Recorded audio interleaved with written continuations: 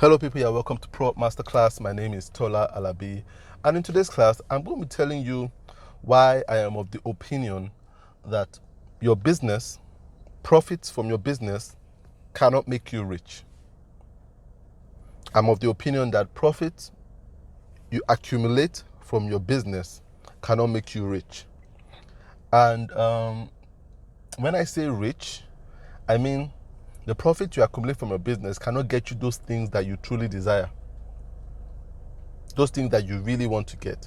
So if you want to build a house, you want to buy a car, you want to buy like really important equipment for your business, a lot of times the bigger the dream, the farther away your profits from your business can get you towards the dream, or the more the limit of your profits from your business to get you what you really dream. And in today's class, I'm going to be telling you three stories. And one of the stories is my personal story, and another story is a story from a conversation I had with my electrician, and the third story is a story I had with a conversation I had with a man that fixes my generator. Now, quite a while ago, a pretty long time ago, I was working as a graphic designer, and I had the dream to buy some things.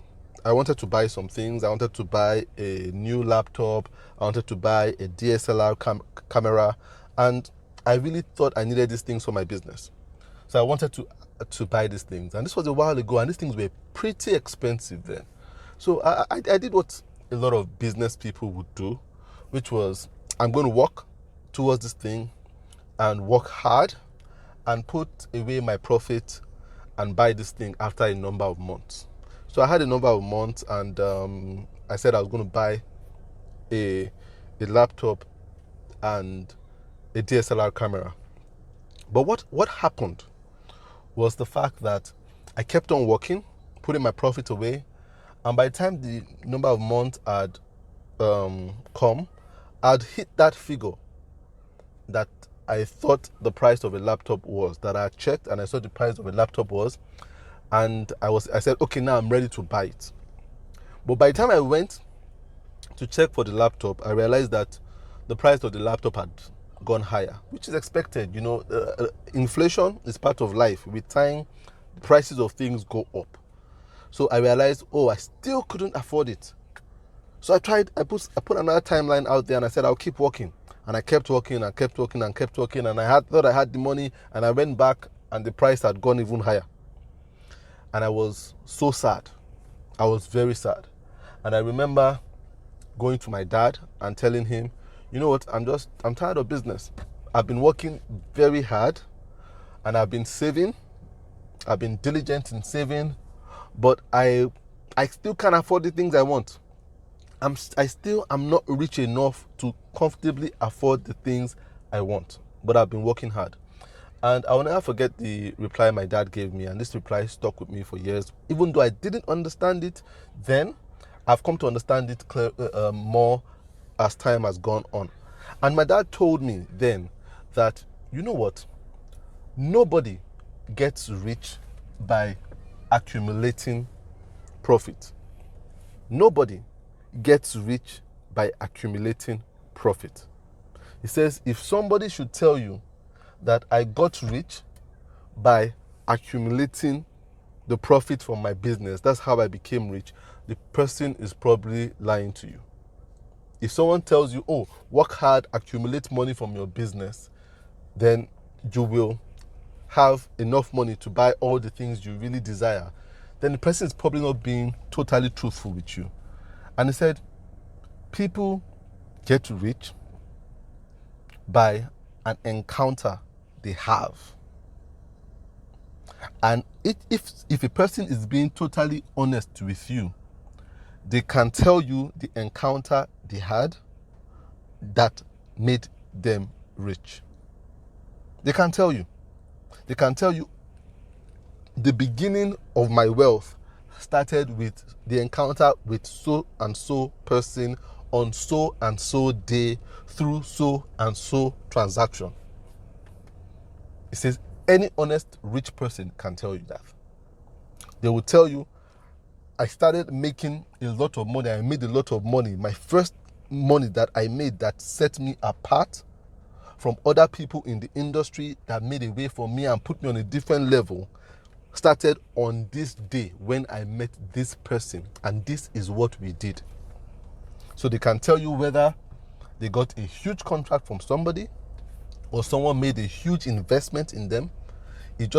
But they would be able to tell you what they did to get rich. And I totally didn't understand that, because before then I had the impression that it was hard work. So I thought, so what is the place of hard work in business if it doesn't get you rich? And I will come to that in this class. I will tell you what the place of hard work is in this class, and why you still need to be hardworking. But being hardworking doesn't make you rich. Now, I said I'll tell you the story of my electrician. I think a couple of months ago, sometime last year, I called my electrician and he came to do some work in my house. Now, he's been my electrician for years, and he does some petty work, maybe change a socket or replace a wire or stuff like that, but nothing grand, you understand? And the work he does for me never exceeds about 5,000 naira, to be honest with you. But I called him because he's diligent, and I call him, and he does some petty work around the house.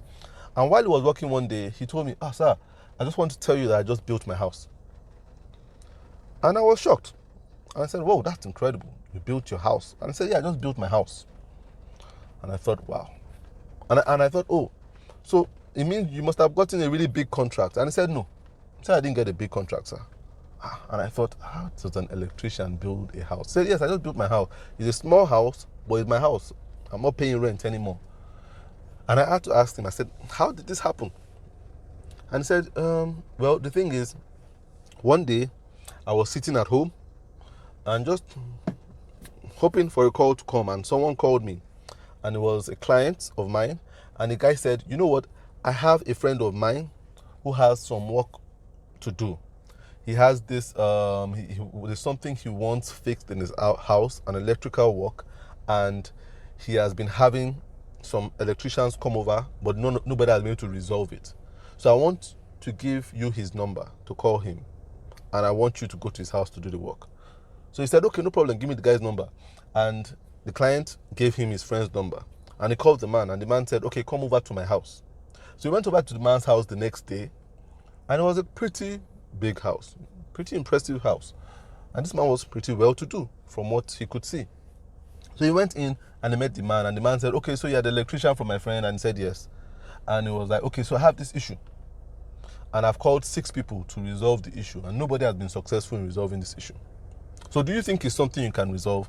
And my electrician said, yeah, I think it's something I can resolve. So he said, okay, get to work with it.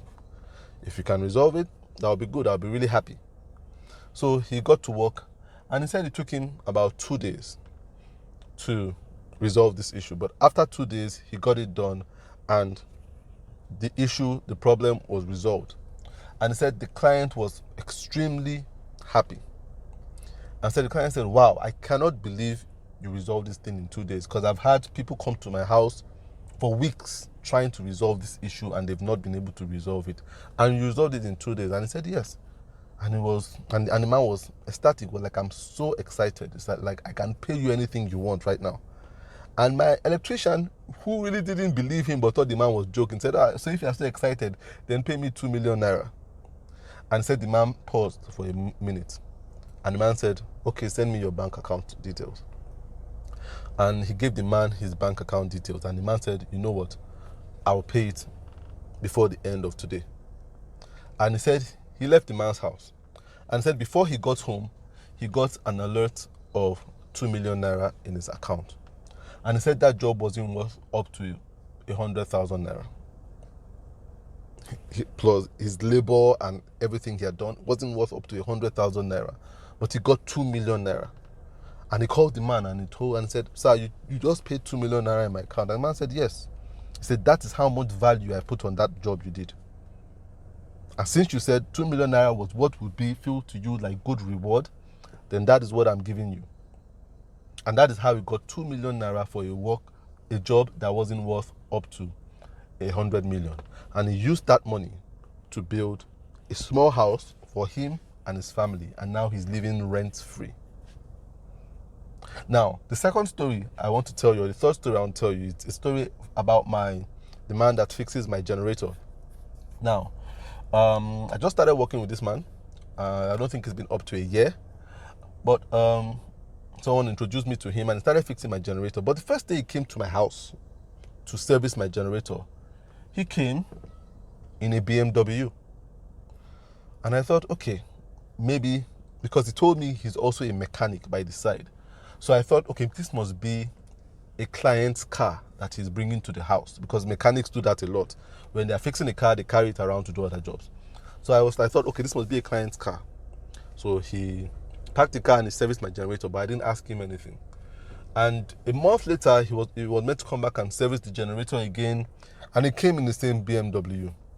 And I was really tempted to ask him if that was his car, because this car was nicer than the car I was driving then. So I said, okay, maybe it's just coincidental. This client is fixing this client's car, and by chance he happened to come to my house again.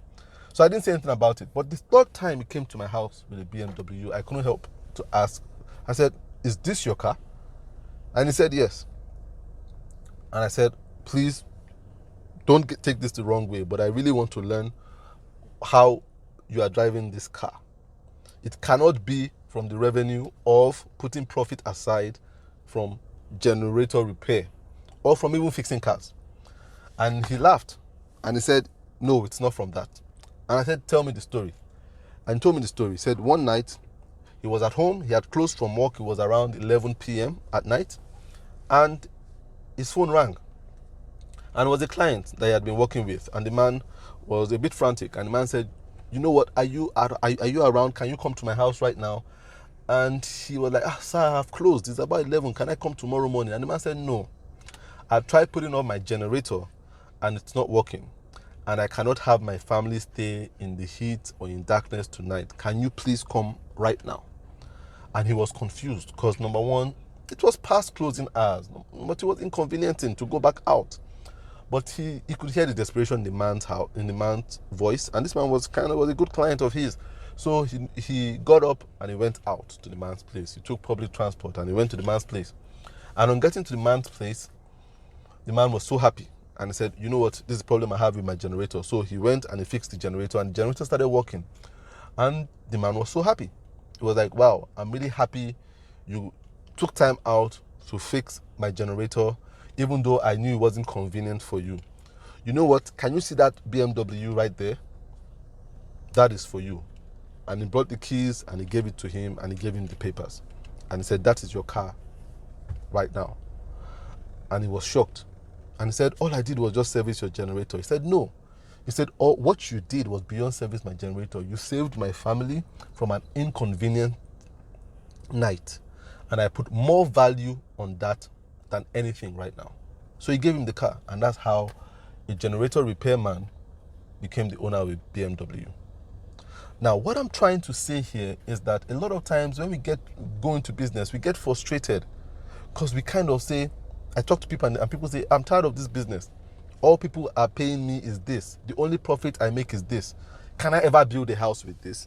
Can I ever buy a car with this? Can I ever send my children to good schools with this? Can I ever travel abroad for holiday with this? We expect our business, the profit from our business, to fund our dream life. But it cannot.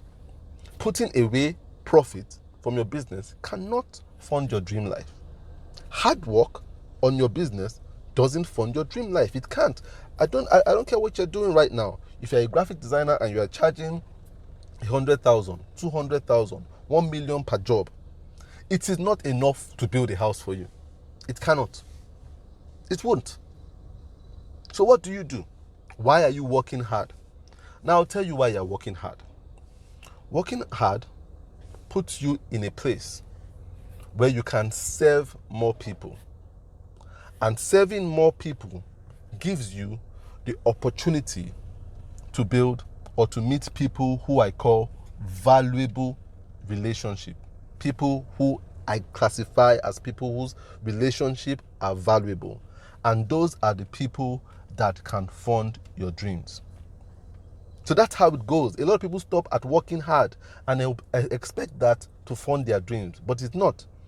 You work hard so that you can serve more people. When you serve more people, you are more likely to build valuable relationships with people that can place more value on what you are doing than even you place on it. And those are the people that would either pay you so much that they will fund your dreams, invest in your business with funds that you never thought you could have that would fund your dreams, or introduce you to somebody that can fund your dreams. So it's not the job of your business to fund your dreams. The business is a channel through which you can meet people. So what my dad was telling me, in essence, was that people don't get rich by stacking up profit, by saving. People get rich through valuable relationships, which they happen to build by being diligent at what they do and serving more people. So if there's one thing I want you to get from this class today, is the fact that your business cannot fund your dreams. Don't get discouraged by that. What it does is that it allows you to serve more people. And by serving more people, you would meet somebody that will put so much value on your work, on your service, that will make your head spin. And the person would invest. The person would pay over and above what it is you price your business. And that will inevitably fund your dreams. It will. I'll close with the last story. And this story is my story. See, recently I was trying to buy a car. I was trying to purchase a car. And so I went on this whole, let me save towards buying a car. And I was putting money aside. And I was working with what I consider as high profile clients. And I was putting money aside to get a particular car. And you know what happened? At that time, I had this car in mind that I wanted to buy. And I found out what the amount was, and I thought I could save towards it. But every time I was saving towards that car, the price kept on going higher and higher. And it became very discouraging. And I thought, this is not working. I knew it wasn't working. But something happened. I went somewhere one day, and I got talking with somebody who I have a valuable relationship with. And the person said, oh. And I kind of expressed, I said, I want to change my car. And the person said, oh, what kind of car do you have in mind? And I told the person, this kind of car I have in mind. And the person said, all right, I'll give you the money to buy that car. And the person gave me the money to buy that car, just based on our relationship. Based on our relationship, everything I was saving did not amount to anything. It was just a matter of being in a valuable relationship. So business is about building relationships, not about building your bank account. Build relationship through serving through your business. And you will realize that that is what, in the end, would fund your dream life.